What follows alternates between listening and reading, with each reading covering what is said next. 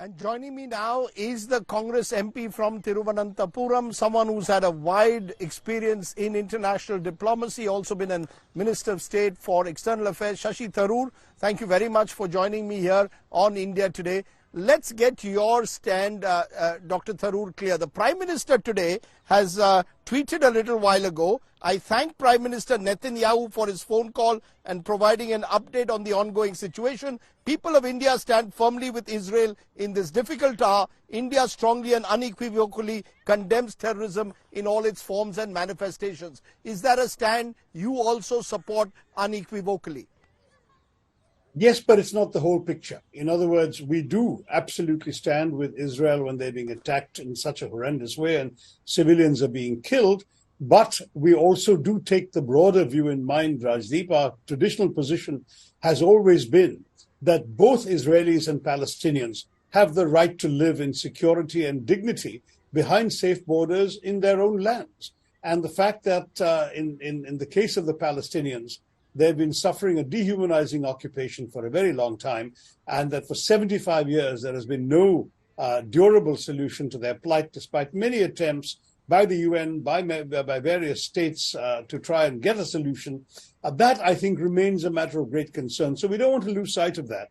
In other words, we want the Palestinian people to have decent, secure lives. We want the Israeli people to have decent, secure lives. We condemn terrorism, but at the same time, we don't want to see a situation in which the Palestinians feel they have no recourse but to resort to violence. There's a peace process which has been stagnating for many years.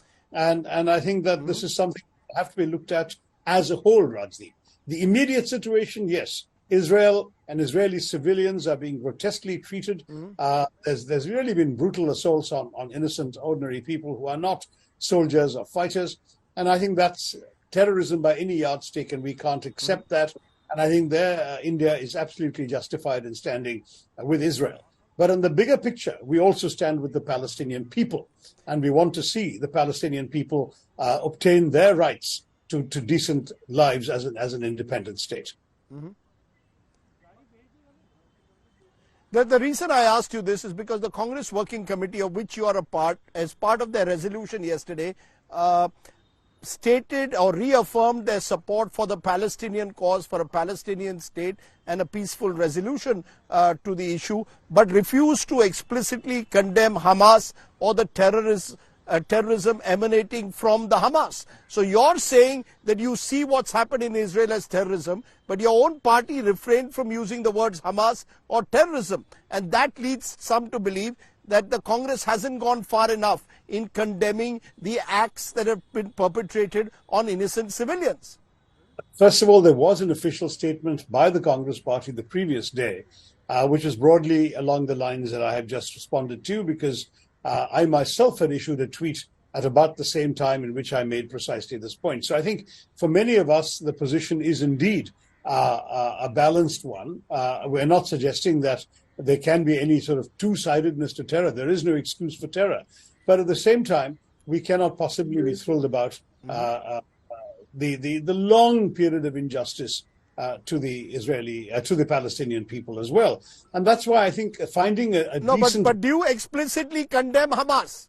Do you explicitly condemn Hamas, Dr. Tharoor? Do you explicitly condemn Hamas and see it as a terrorist organization?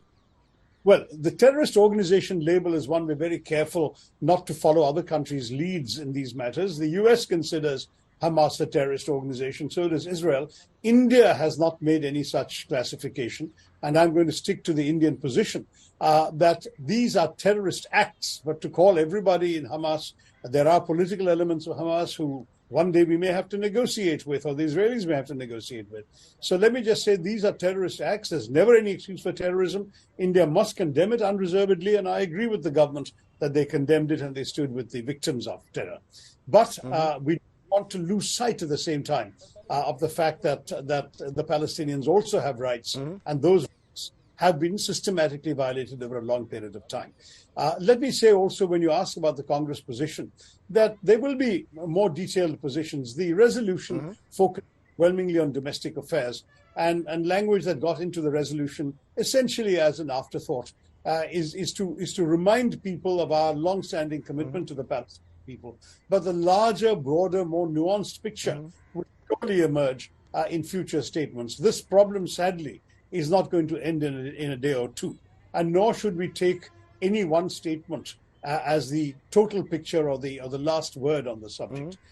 We are all aware that there is terrible wrong that's been civilians by Hamas, and that cannot be condoned. And we are seeing images of terrible destruction and killing on the other side. There are civilians dying in Gaza as well. There are journalists who've been killed in Gaza. There's terrible stuff happening on both sides of the border.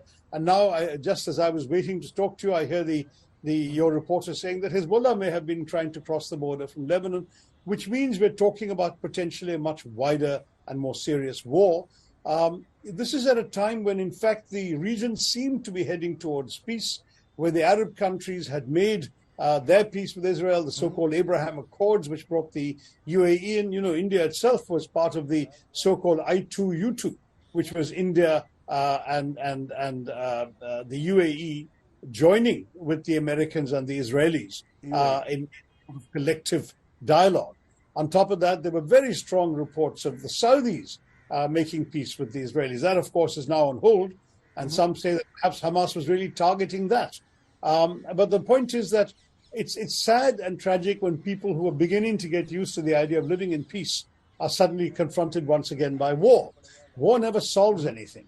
I was with Kofi Annan when we met the Israeli foreign minister nearly 20 years ago, and he informed us of the Israeli withdrawal from Gaza at that time, after a long occupation of Gaza.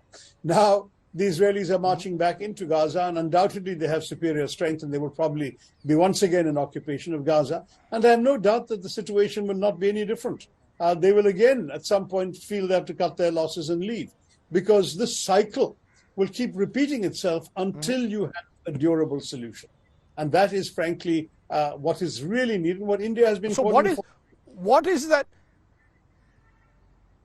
No, but as you said, when you were in the United Nations, there have been efforts made on this for decades. What, according to you, is a solution? And given the scale of the attacks, the audacity of it, the possibility that other countries, especially Iran, Lebanon, the Hezbollah in particular, could be involved, suggests that we could be heading towards a wider war, which makes peace even more difficult. What is that solution that you see happening? I mean, is this the intractable problem of the 21st century? Well, it seemed that way for 75 years, but in fact, the outlines of a solution have been clear for more than 3 decades. And the solutions are very simple. 2 states living side by side in peace and security with clearly defined borders, and at the same time with some international guarantees that one will not attack the other. And for this, you need to have responsible and moderate leadership on both sides. The Palestinian Authority did have that leadership, and they did not find an adequate response on the Israeli side.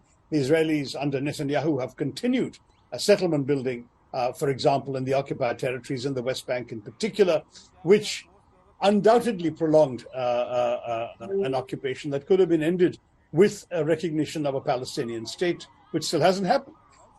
The formula of 2 states with secure borders for both peoples is the only formula that can solve the problem. But increasingly, actions on the ground are making the 2-state solution more and more unviable. It was getting more unviable as Israeli settlements were spreading across the occupied territory, so there would have been no real room for a Palestinian state. Now it's getting unviable with the attacks from Gaza into Israel, and now Israel's counterattack. Now, if you say Hezbollah has crossed the border, which I had not yet seen until I heard it on your show, then Hezbollah will drag in undoubtedly some elements of southern Lebanon, and also possibly, since both Hezbollah and Hamas are backed by Iran, Iran might also become a target. The whole thing becomes incredibly worrying. Americans have, I gather, sent a ship already to Israel, a destroyer, and there's going to be more such international involvement as well. We don't want another wide war. India has always stood for peace in that region. You know, but in conclusion, Dr. Tharoor, you're saying India has always stood for peace. India also, particularly in recent times, has seen Israel as an all-weather ally, someone with whom we have closer defense cooperation, we have closer partnerships, strategic partnerships emerging. To that extent, would you say that this policy of neutrality that we had towards supporting the Palestinian cause and yet having relations with Israel, that's gone. There's a very special relationship that exists today between India and Israel, and at some level between Prime Minister Modi and Prime Minister Netanyahu. Yeah, but you can't personalize these matters. Yes, I think it's important that our prime minister, maintains good links with other prime ministers. I think that's a human thing, and that's always welcome and valuable. But ultimately, national interests trump personal chemistry.